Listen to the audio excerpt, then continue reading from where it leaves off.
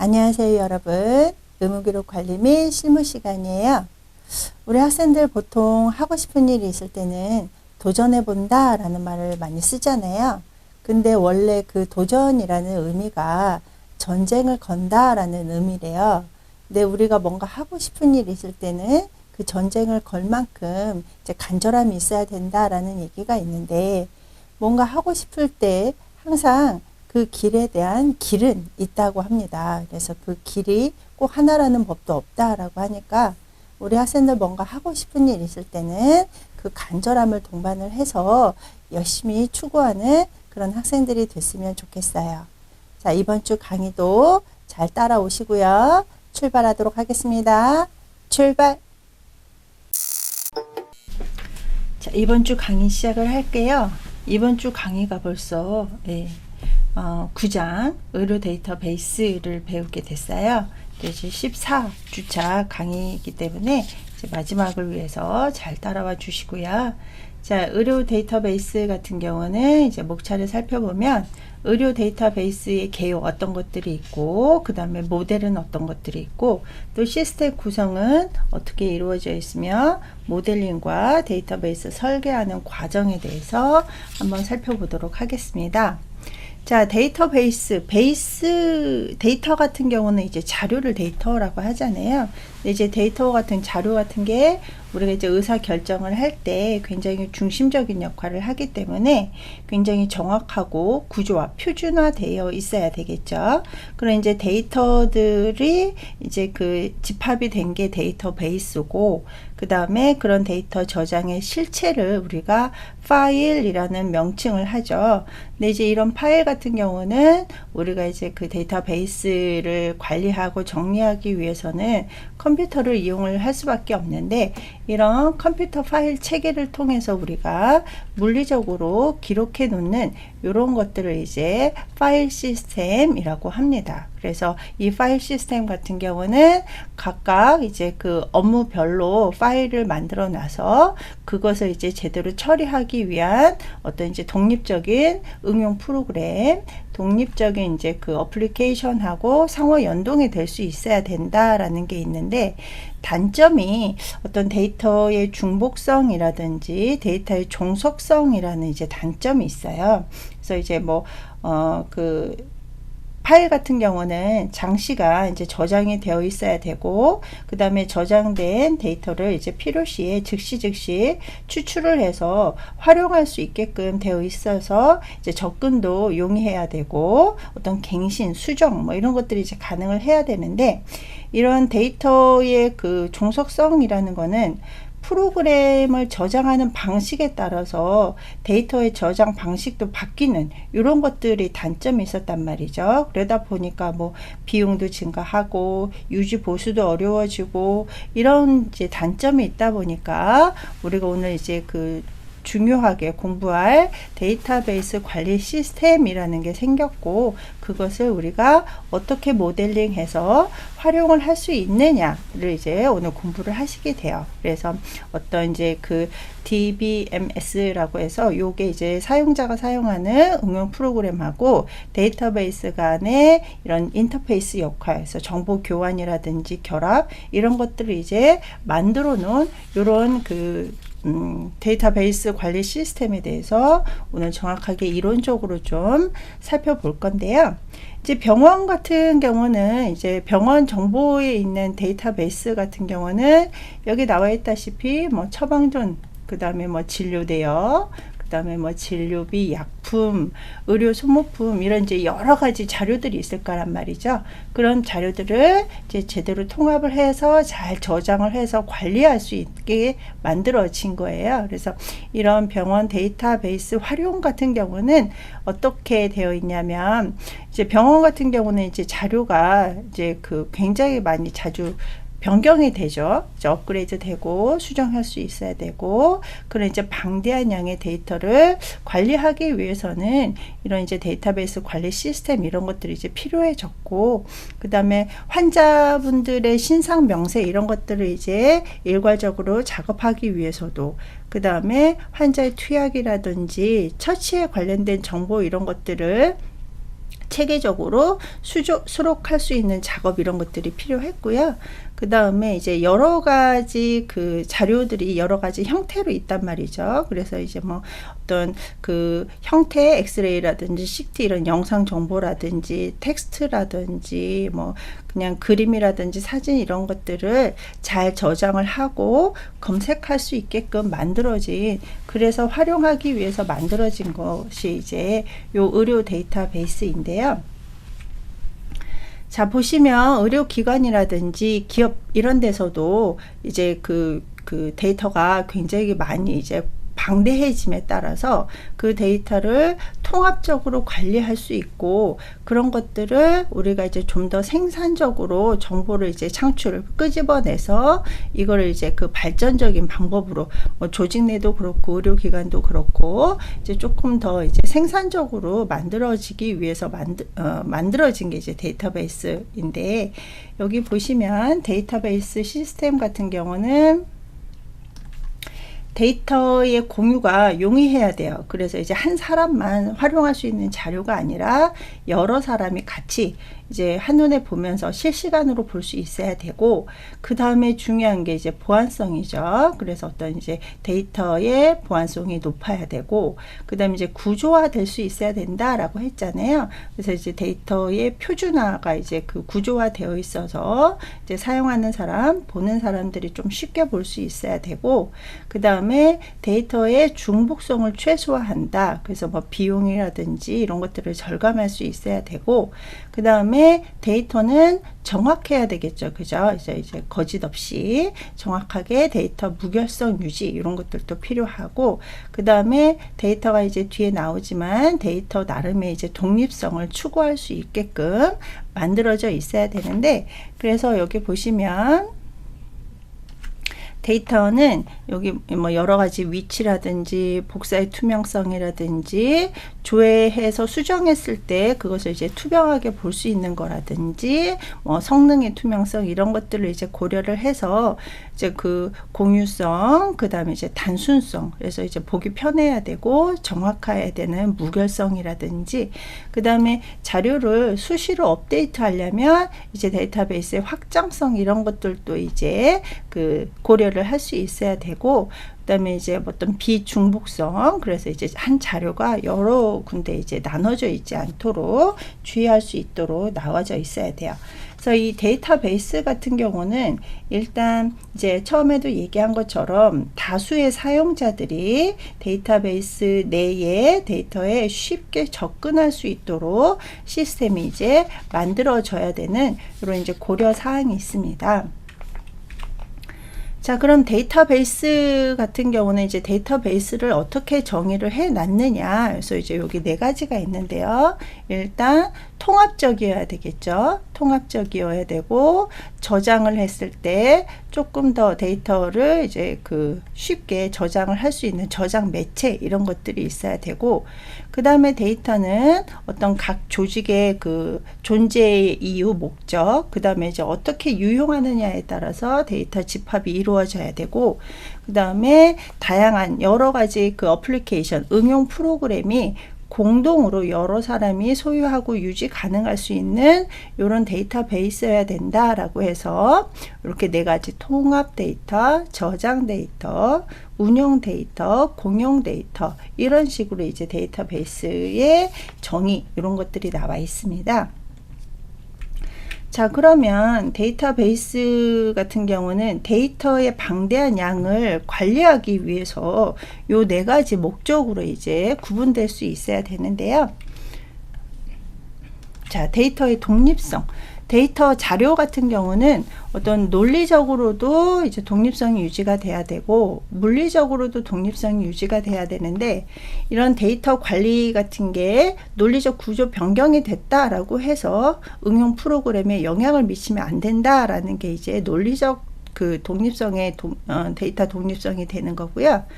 물리적 독립성 같은 경우는 어떤 데이터베이스의 물리적 구조가 변경이 됐을 때에도 응용 프로그램에 영향을 주면 안 된다라는 이제 그 특성을 갖고 있는 거고, 그 다음에 이제 그 중복성의 최소화 같은 경우는 어떤 그 동일한 자료 데이터가 여러 파일에 나누어져서 막 여기저기 저장되는 이런 것들을 없애서 어떤 경비 절감 이런 이유로 그 데이터는 중복성을 최소화해야 된다라는 게 있고요. 그 다음에 이제 데이터의 공유성 같은 경우는 여러 그 어플리케이션이 데이터베이스 내에 있는 자료를 공동으로 사용을 하고, 그 다음에 어떤 신규 프로그램 이런 것들이 새로 나왔을 때도 기존에 있는 데이터를 활용할 수 있도록 데이터가 공유화될 수 있어야 되는 목적이 있어요. 그리고 어떤 데이터 같은 경우는 여러 가지 그 사생활이라든지 개인적인 자료 이런 것들이 있기 때문에 비밀 유지가 이제 가능해야 되는 이제 데이터의 보안성. 그다음에 데이터의 무결성 같은 경우는 어떤 그 데이터 같은 경우를 이제 갱신하거나 어떤 검증을 할 때 여러 파일의 데이터 같은 경우가 이제 달라지면 안 된다라는 얘기죠. 그래서 여러 운용 프로그램을 하든 어떻게 갱신을 하든 데이터는 이제 정확해야 된다라는 이런 무결성을 이제 보장할 수 있어야 된다라는 말이고요. 그러면 데이터의 특징에서 데이터의 그 데이터베이스의 장점과 단점에 대해서 한번 살펴볼게요. 데이터베이스의 가장 큰 장점이 이거죠. 여러 사람이 한 자료를 이제 이용할 수 있게끔 되어 있다라는 얘기고, 그 다음에 이제 파일 수정도 할 수 있어야 된다. 그래서 융통성도 확보가 되어 있고, 그 다음에 이제 데이터 관리가 조금 더 쉬워지게 되는 거고, 어떤 그 내용에 대한 자료의 액세스, 접속이 이제 용이하게 되는 이런 이제 장점이 있어요. 그럼 단점 같은 경우는 아무래도 이제 이런 데이터베이스를 이제 저장하거나 이런 여러 가지 장점이 있기는 한데, 이제 비용이 증가하고, 그 다음에 그런 것들을 이제 운용을 하기 위한 그 패키지 운영 요원이 필요하다 보고, 그 다음에 이제 그 프로그램에 대한 재교육 이런 것들이 이제 필요가 하겠죠. 그 다음에 어떤 이제 데이터가 이제 집중적으로 관리가 되다 보니까 백업의 비용 이런 것들이 이제 증가한다라는 단점이 발생을 합니다. 자, 그럼 데이터베이스는 어떻게 구성이 되어 있느냐 해서 이제 구성 요소를 볼 건데요. 일단 가장 먼저 이제 데이터가 있고요. 데이터에 대한 어떤 하드웨어, 소프트웨어, 그 다음에 이제 사용자, 이렇게 구성이 이루어지겠죠. 그래서 데이터 같은 경우는 이제 병원에서는 어떤 환자에 대한 자료라든지 어떤 질병이라든지 진단에 대한 있는 그대로의 사실적 의미, 자료 이런 것들을 이제 데이터라고 해요. 그래서 이 데이터 같은 경우는 우리가 이제 뭐 2주차, 3주차에서 계속 배웠다시피 자료 같은 경우는 가공되지 않은 이런 것들을 이제 데이터라고 하고요. 그런 것들을 이제 물리적으로 저장을 해 놓는 게 이제 하드웨어가 되겠죠. 그래서 이제 저장 장치, 그 다음에 이제 그거하고 연결된 입출력 장치, 그 다음에 그 장치를 제어할 수 있는 제어기, 그 다음에 입출력 채널, 이런 것들을 이제 하드웨어다라고 하고요. 소프트웨어 같은 경우는 이런 이제 그 하드웨어와 사용자를 연결시켜주는 그 앞에 나와 있던 데이터 밸류 관리 시스템 이런 것들을 이제 소프트웨어라고 하죠. 그래서 요거 같은 경우는 조금 더 효율적으로 지원해 주기 위해서 계속 업그레이드가 되는 거고요. 사용자 같은 경우는 뭐 개인적인 사용자도 있고, 그 다음에 이제 규모가 작은 곳에서는 한 명의 사용자가 직접 요 이제 그 DBMS를 설계하고 구축하기도 하고, 대형 그 병원이라든지 대형 기관 같은 경우는 이제 다수의 사람들이 이제 사용자가 되는 이런 이제 구성 요소로 이루어져 있습니다. 자, 그러면 이제 데이터베이스를 이제 모델을 해서 이제 모델링하고 사용하는 게 있는데, 이제 몇 가지가 있는데, 이제 가장 많이 사용하는 모델이 이 관계형 모델이에요.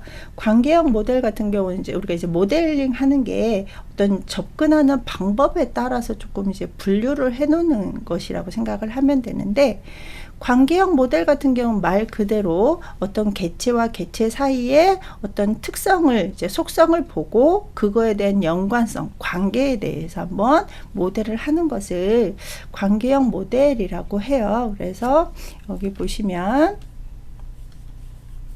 동일한 그 개체 집합들 사이에 하나 이상의 관계가 성립이 되어서 하나의 관계가 성립이 되기도 하고, 여러 가지 이제 1대 n 분의 이제 관계가 성립이 되기도 해요. 그래서 요 관계에 놓고 이제 고유 명칭을 사용을 해서 다른 관계들과의 식별할 수 있는 요런 것들이 있어야 되는 이제 관계형 모델이 있는데, 요 관계형 모델을 이렇게 살펴보면 일단 개체가 있죠. 실체. 그래서 뭐 여기 보시면 뭐 의사가 있고 환자가 있는데, 어떤 특성 같은 경우는 이제 어떤 한 사람은 의사고 한 사람은 환자인 특성을 이제 알고 있어야 되고, 요 관계는 연관성. 그래서 이 두 개체의 연관성은 뭐냐? 이 환자에 대한 의사가 담당 의사다라는 이제 관계가 이제 성립이 돼서 요 관계형 모델로 이제 이루어지게 되는 게 요 데이터 그 베이스 모델 중에 관계형 모델인데, 얘는 장단점을 살펴보면 일단은 이제 그 관계형 모델이다 보니까 구조가 단순하고 사용하기가 편해요. 그리고 데이터가 이제 그 다대 다가 될 수도 있죠. 여러 환자, 여러 그 의사 이렇게 관계를 표현할 수 있기도 하고, 그 다음에 이런 이제 데이터베이스, 관계형 데이터베이스 모델 같은 경우는 그 다른 데이터베이스로 변환하기가 조금 쉬워요. 그래서 이제 응용하기가 쉬운 이런 장점이 있는데, 그 단점 같은 경우는 다른 모델에 비해서 예를 들어서 뭐 그 계층형 모델이라든지 네트워크 모델, 이런 이제 모델보다는 조금 더 이제 관리 시스템 할 수 있는 성능이 조금 떨어지기도 하고, 그 다음에 요거에 따른 이제 데이터의 종속성이라든지, 아까 종속성에 대해서 설명을 드렸었죠. 그런 이제 데이터의 종속성이라든지 구조적 종속성, 이런 것들을 이제 좀 해결하기 위해서 그 운영 체계 이런 것에 조금 더 추가로 부담이 따르기도 하고, 그 다음에 요 그 관계형 모델 그 데이터베이스에 장애가 발생했을 때 다른 베이스에 비해서 조금 더 회복할 수 있는 과정이 복잡해지는 이런 단점이 있어요.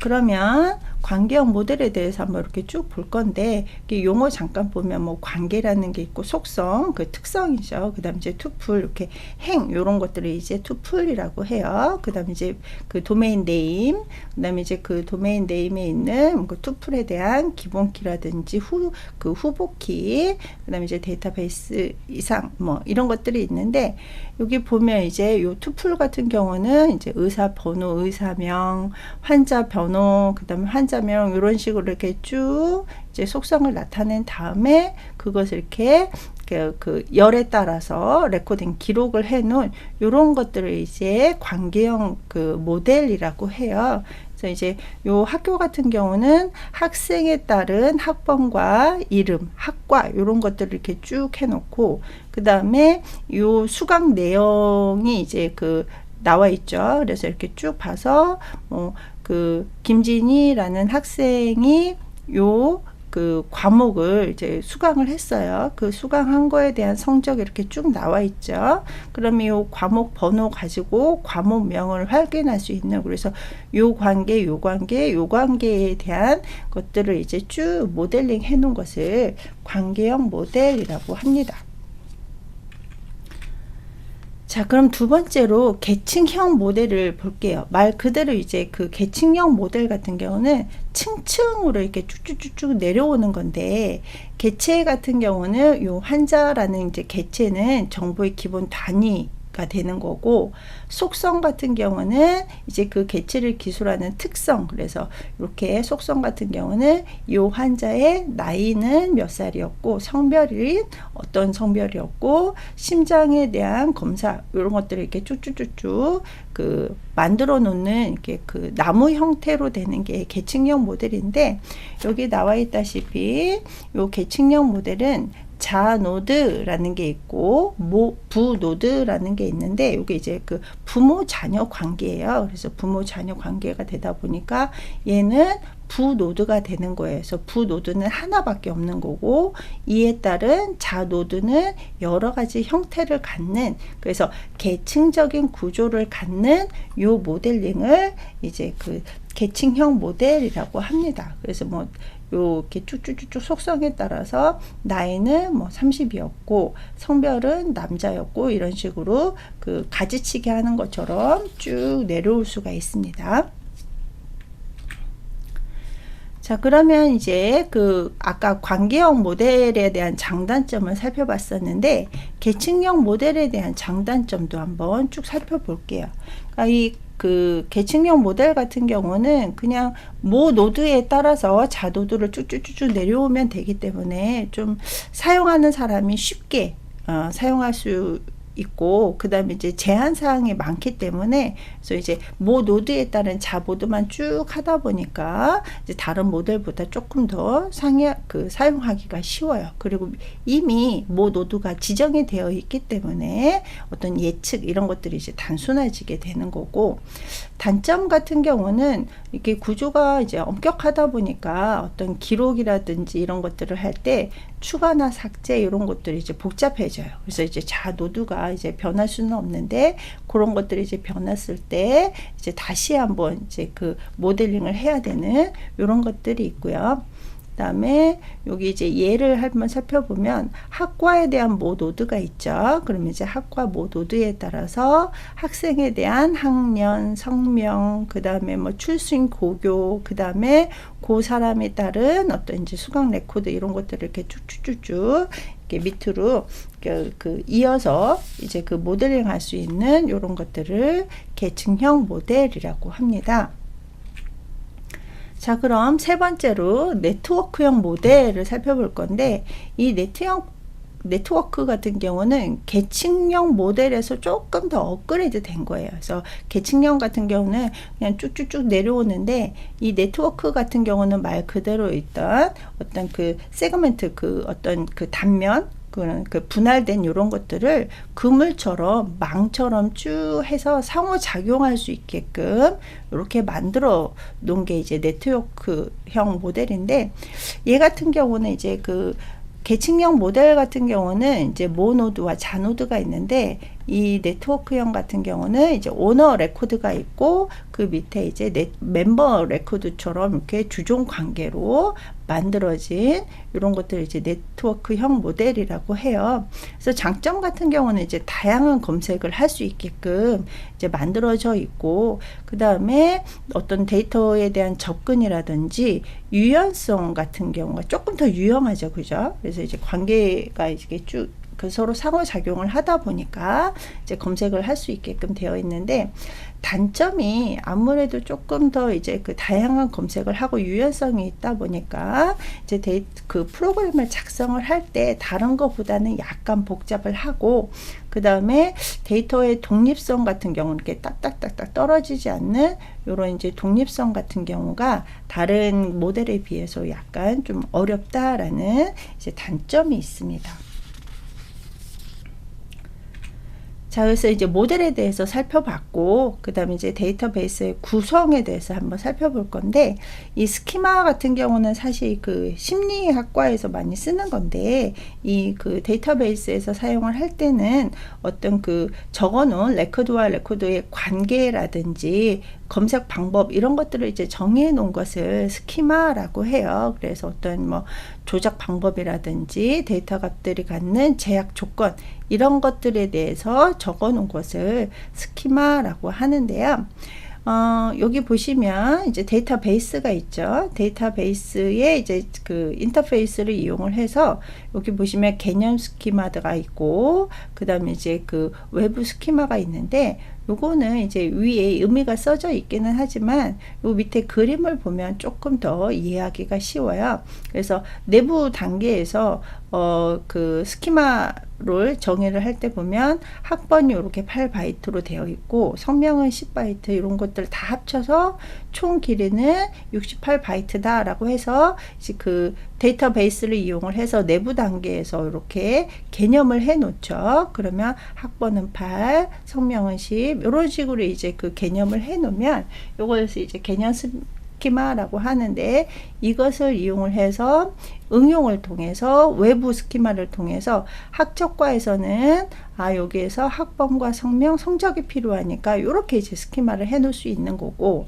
학생과에서는 굳이 뭐 성적이라든지 이런 것들은 필요 없으니까 어떤 이제 학번, 성명, 주소 이런 것들을 이렇게 쭉 스킵해 놓는 것을 이제 그 외부 스키마라고 해요. 그래서 스키마 같은 경우는 외부에서 사용하는 서브 스키마 이런 식으로 되어 있고 개념 스키마 같은 경우는 말 그대로 이제 스키마 자체 이런 것들 이제 개념 스키마라고 합니다. 그리고 앞에서 이제 내부 단계에서 이루어지는 이런 것들을 이제 내부 스키마라고 명명을 해 놓는데 우리 학생들은 그냥 데이터베이스 시스템 구성에서 스키마라는 게 이제 정의가 내려지는 이런 것들이 있구나라고 이제 그냥 그 정도만 이해하셔도 어려움은 없을 것 같아요.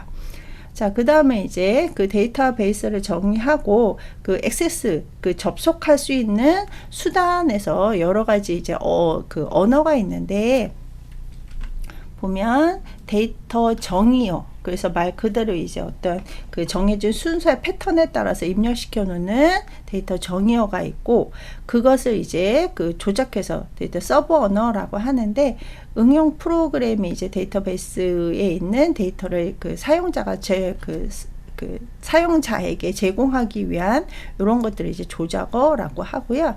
그 다음에 이제 질의어 같은 경우는 말 그대로 이제 질의 그냥 대화식으로 조금 더 데이터베이스를 이용하기 쉽게 만들어 놓은 것을 질의어라고 해요.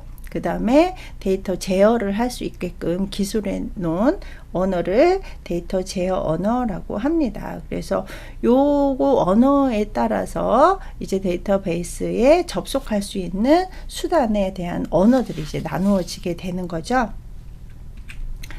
자, 그럼 이제 데이터베이스 관리 시스템 DBMS에 대해서 본격적으로 한번 볼 건데 얘 같은 경우는 이제 방대한 데이터베이스를 어떻게 접근을 하고 어떻게 활용을 하고 그 다음에 그에 따라서 여기 보시면 데이터 종속성이라든지 중복성 문제를 해결하기 위한 이런 것들이 이제 갖추어져 있느냐에 따라서 한번 살펴볼 거예요. 그래서 이제 요 DBMS 데이터베이스 매니지먼트 시스템 이 관리 시스템 같은 경우는 사용자의 요구를 수행할 수 있도록 관리해주고 그것을 이제 지원해주기 위해서 만들어진 게 이제 데이터베이스 관리 시스템인데 여기 보시면 뭐 네트워크형이 있고 계층형, 관계형, 그 다음에 이제 객체 지향형이 있어요. 네, 처음에 얘기했다시피 지금 이제 그 관계형 데이터베이스 매니지먼트 시스템을 많이 활용을 하고 있어요.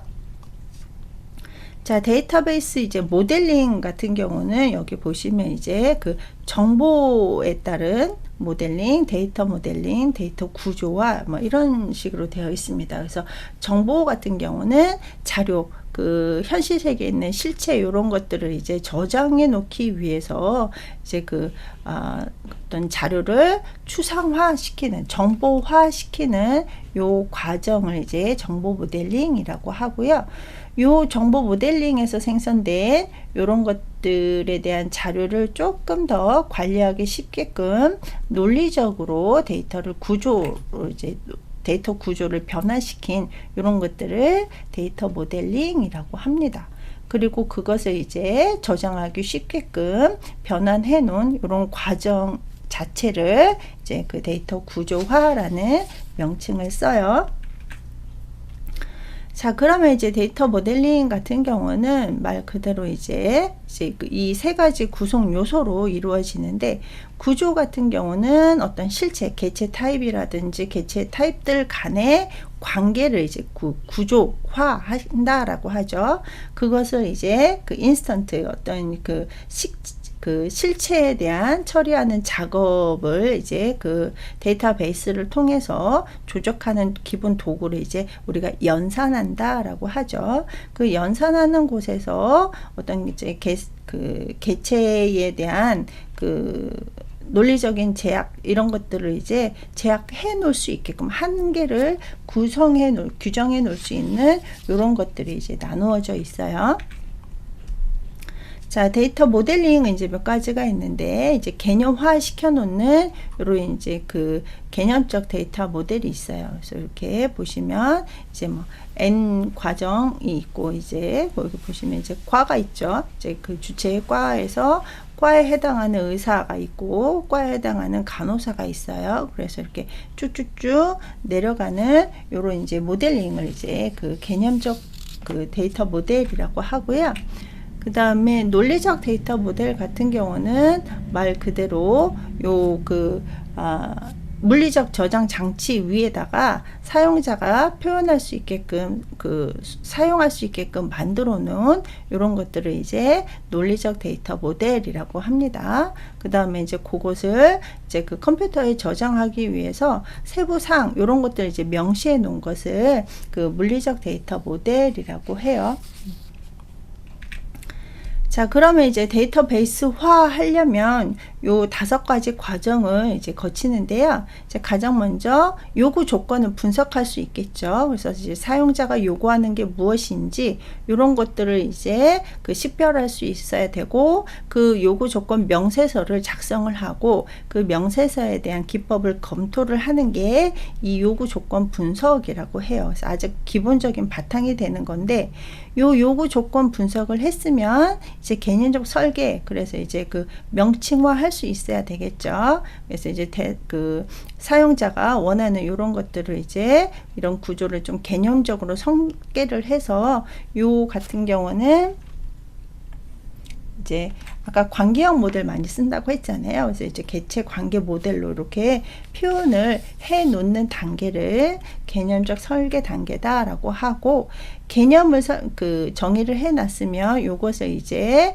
그 명칭이라든지 조작 도구 이런 것들을 이제 논리적으로 설계해 놓는 것들을 논리적 설계 과정이라고 하는데, 요거 같은 경우는 요 3단계 과정을 거쳐요. 그래서 이제 그 개념적 그 설계를 논리적 설계로 이제 모델로 이제 변환을 하는 거고, 그것을 이제 그 입출력 장치라든지 이런 것들로 이제 그 트랜잭션 서로 상호작용할 수 있게끔 이제 만들어 놓은 작업을 할 수 있어야 되는 게 요 트랜잭션 인터페이스 설계 단계고, 그 다음에 이제 마지막으로 이 설계된 스키마를 이제 그 평가하고 정제해서 조금 더 정형화 시켜서 만들어 놓은 것을 이제 그 논리적 설계 단계다라고 합니다. 이렇게 이제 논리적으로 설계를 했으면 요거를 이제 그 어떤 저장하기 위해서 물리적 설계가 이루어져야 되겠죠. 그래서 뭐 저장 레코드 양식, 그래서 이제 그 물리적으로 어떻게 저장을 할 건지, 그 다음에 그거에 따른 어떤 이제 그 집중 분석, 집중적으로 저장될 수 있도록 어떻게 할당을 할 건지, 그 다음에 이것을 순차적으로 이용을 할 수 있도록 어떻게 하는 건지를 설계를 할 수 있어야 되고, 그 다음에 이렇게 설계를 했을 때 이제 기본적으로 접근 경로, 접근할 수 있는 이런 이제 방법, 이런 것들을 이제 설계를 해 놓는 요 3단계가 요 물리적 설계가 되고, 이렇게 물리적 설계까지 다 이루어지면 이제 구현이 되겠죠. 그죠? 그래서 이제 실제적으로 사용자가 사용할 수 있게끔 이렇게 만들어 놓은 단계. 그래서 이제 오퍼레이터에 의해서 얘가 이제 수동으로 그 정형화 되기도 해요. 그래서 이제 뭐 어떤 컴퓨터를 조작하는 사람이 꼭 필요한 것만 뽑아서 저장을 해 놓기도 한다라는 거. 그래서 자동으로 저장이 되기도 하고 수동으로 이렇게 저장이 돼서 데이터베이스가 이루어져서 그거를 이제 조금 더 의사결정에 도움이 되게끔 만들어 놓은 시스템을 이제 그 의료 데이터 저장 관리 시스템이라고 생각을 하면 됩니다.